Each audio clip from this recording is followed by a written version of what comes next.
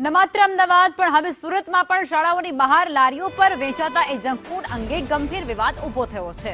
સુરતના અઠવા લાઇન્સ જેવા પોશ વિસ્તારમાં સ્કૂલો બહાર જંક ફૂડનું સરેઆમ વેચાણ ચાલુ છે, જ્યાં બાળકોએ મોટી સંખ્યામાં જંક ફૂડ ખાવાનું પસંદ પણ કરે છે।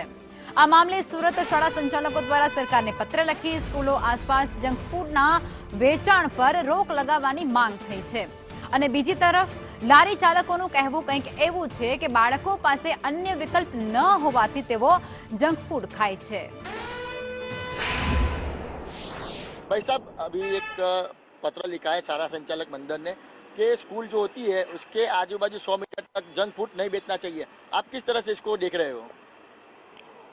जंक फूड तो नहीं बेचવું જોઈએ, તો મારો પણ એક મતલબ કહેવાનું એ જ છે કે જંક ફૂડ એટલે સ્વાસ્થ્યના લીધે હાનિકારક છે, પણ છોકરાઓ એના પર જ ડિપેન્ડ છે, એ જ ખાય છે, ઘરની વસ્તુને ભાવતી જ નથી, ટિફિન લઈને લાવતા જ નથી, તો માણસો ખરે લોકો સામેથી માંગે છે તો વેચવાવાળા તો વેચે જ નહીં। बहुत समझो ना 2-4% आते हैं तो आते हैं, पहले बहुत आते थे, बट अभी जब से जागरूक हुआ है लोगों को समझ में आया है कि भाई ये हेल्दी नहीं है, सिर्फ पेट भर जाता है, बट हेल्दी नहीं है, हेल्थ के लिए हार्मफुल है, तो बच्चे फिर भी कम आते हैं। तो हमारा रोज ही है, तो हम 17 साल से बेच रहे हैं। जो छोटे बच्चे हैं उनके स्वास्थ्य पे असर पड़ता है जंक फूड से। अब असर तो सब हर चीज के अंदर है, कुछ ना कुछ। यही जंक फूड का थोड़ी सवाल है, इससे तो हमारी रोजी है। कोई भी चीज आती हूँ, हवा के अंदर पॉल्यूशन है, बहुत सब चीज़ों के अंदर मतलब है ना, हवा में पॉल्यूशन है।